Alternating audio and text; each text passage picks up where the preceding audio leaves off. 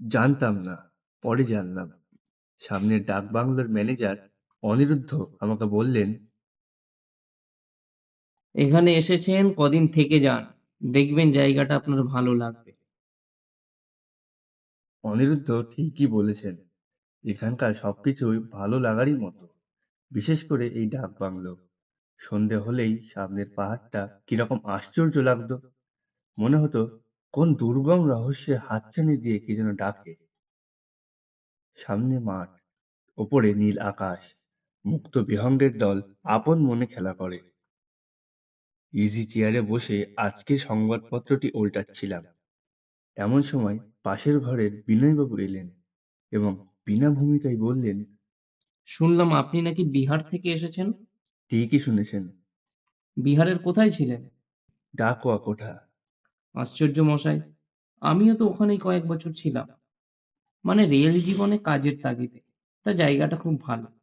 তবে বাঙালির সংখ্যা খুবই কম। হবে হয়তো, তবে আমি গিয়েছিলাম বেড়াতে নয়।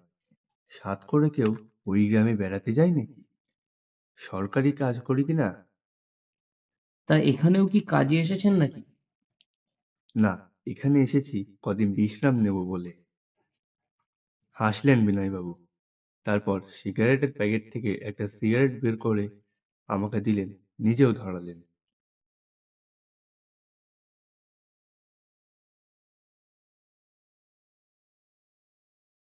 সন্ধে প্রায় হয়ে এসেছে। সামনের পাহাড়টার ওপরে এখান থেকে দেখতে পাওয়া যাচ্ছে একদল হৈ হৈ করতে করতে যাচ্ছে। ওদের প্রত্যেকের হাতে মশাল। হয়তো কোনো আসন্ন উৎসবের জন্য ওরা তৈরি হচ্ছে। পরে জানলাম ভাদু উৎসব। ভাদ্র মাস এলেই এই উৎসব শুরু হয়। বিনয়বাবু যাবার আগে বললেন, খালি বই পড়ছেন আর কি সব লিখছেন।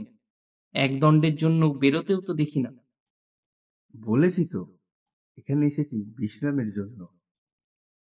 রাত তখন 10টা হবে। রাতের খাবার খেয়ে নিজের ঘরে যাব। এই সময় আবার বিনয়বাবুর সঙ্গে দেখা। তিনি বললেন, আপনি মশাই সত্যিকারের সুখী লোক।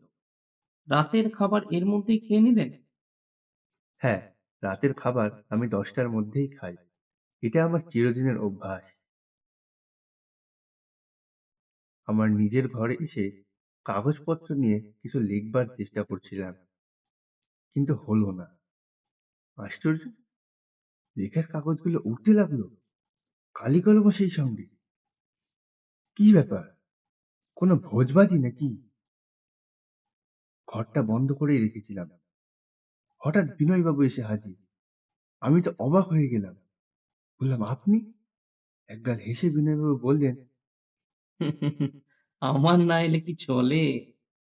কিন্তু ঘর তো বন্ধ, কি করে এলেন? এবার বিনয়বাবু বললেন, ঘর বন্ধ তাতে কি? আমি মুক্ত, সর্বত্র আমার গতি। আমার জন্য কেমন একটা মনে হলো বিনয়বাবু নয়, অন্য কেউ। হয়তো আমাকে ভয় দেখাতে এসেছেন। আমি একটু গম্ভীর হয়ে বললাম, এবার আমার একটা ব্যক্তিগত কাজ আছে, আপনি দয়া করে চলে যান। আপনি যে লিখবেন তা কাগজ কালি কই? হাওয়ায় উড়ে গেছে? যাকগে। এই বলে চোখের সামনে কাগজ কলম কালি দিয়ে বললেন, এটা নিন। আমার তখন সত্যি সত্যি ভয় ভয় করছিল। বিনয়বাবু বললেন, চলি, আর দেখা হবে না।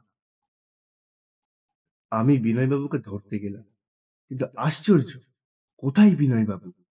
তার পরিবর্তে তার পরনের জামা কাপড় পড়ে আছে মাটির ওপর। তারপর কি হলো আমার আর মনে নেই।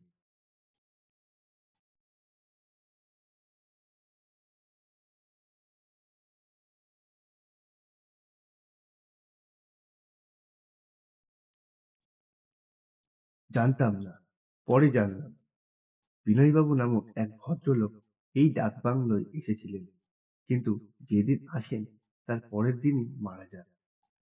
ওই ঘরটা সেদিন থেকেই বন্ধ ছিল।